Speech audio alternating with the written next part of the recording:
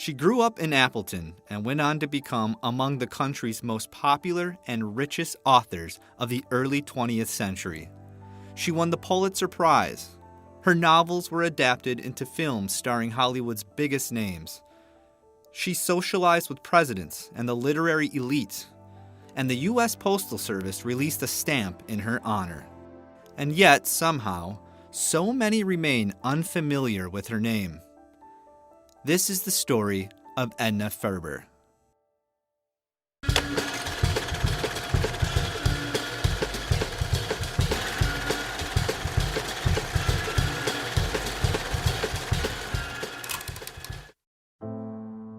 Edna Ferber was born on August 15, 1885, in Kalamazoo, Michigan, to Jacob and Julia Ferber.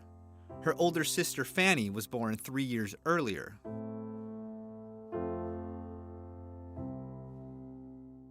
Her father came to this country from Hungary. He was Jewish. He came on boat, of course, by himself, and his family then came later.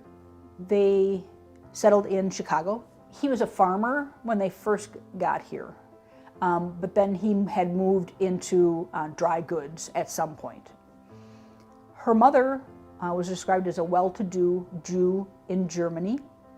The Ferbers moved throughout the Midwest during Edna's childhood, from Kalamazoo back to Chicago to try to cash in on the 1893 World's Fair. From there, the family settled in Ottumwa, Iowa, where they would stay for 7 years. It was a horrible experience, not just for the family, but for Edna. She talks about it being a very anti-Semitic town, spat on almost daily, and they were basically pushed out of town. So 1897, they moved to Appleton, Wisconsin. 40 families, Jewish families that lived there. The mayor is even Jewish. She is very fond of Appleton. In her 1938 autobiography, A Peculiar Treasure, Ferber wrote lovingly about Appleton and its people. If Ottumwa had seemed like some foreign provincial town in its narrowness and bigotry, Appleton represented the American small town at its best. A sense of well-being pervaded it. It was curiously modern and free in the best sense of the words. Cliques, malice, gossip, snobbishness, all the insular meannesses were strangely lacking in this thriving community. Edna excelled in Appleton schools. She was a voracious reader and involved in a variety of activities at Ryan High School. At school, she is in the drama club, debate club. She runs the newspaper. She goes to dances, the theater. Her family, although they don't have a whole lot of money, spends a lot of money on the theater and getting the kids there to see plays and musical. Edna graduated from high school in 1904. She had dreamed of a career on the stage and had hoped to attend Northwestern University's School of Elocution, but she went to work instead at 17 as a reporter at the local newspaper. She marches over to the Appleton Crescent and walks out with a job. She is the first woman ever to have a job at the newspaper. She has a beat. She does the jail, the courthouse, the police beat. They call her Boots because she makes a lot of noise with her boots on those hardwood floors of the courthouse. Edna is fired less than 2 years on the job. The publisher didn't appreciate a vacation request, nor her aggressive style. She moved to Milwaukee and became a reporter for the Milwaukee Journal. She describes it as a very demanding job, working 12-hour days. She lived in a boarding house. She called it the best time of her life for working. After nearly 4 years at the Milwaukee Journal, Edna collapsed from exhaustion while visiting home. She stayed in Appleton to recover and never returned to journalism. As the 22-year-old recuperated, she began to write her first book.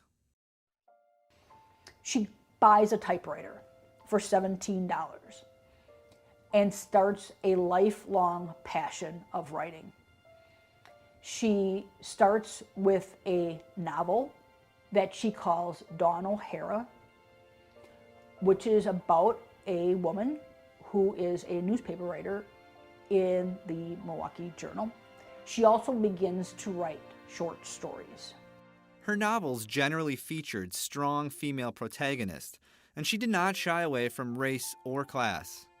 She came to national attention for her Emma McChesney magazine series. Among her fans was President Teddy Roosevelt. She moved to New York in 1912, where she found great fame for her novels and short stories. She was a feminist when people weren't writing about that. This was at a period of time where women were just starting to enter the workforce. And so and again, this is her early works, that it's women in business. In her breakthrough novel, So Big, Edna follows the life of a widowed farmer outside Chicago who, through force of will, transforms her failing fields into a thriving business. It received the highest honor in literature. She did win the Pulitzer Prize for that. And one of the neat things about her winning the Pulitzer is she was given $1,000 for that in 1925. And she gives the money, all of it, to a charity that gives money to elderly writers and artists for their care.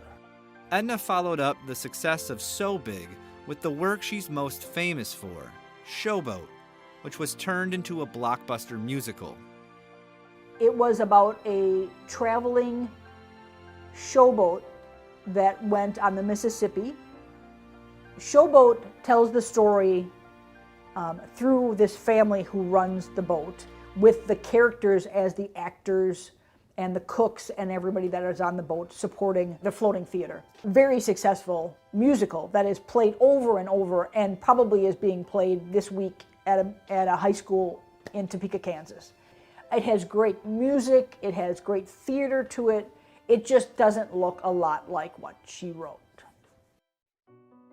Over the years, her work, which included co-written plays with George S. Kaufman, offered sweeping sagas throughout different regions of the country, from the Mississippi River Delta to the tundra, and they were all massively successful.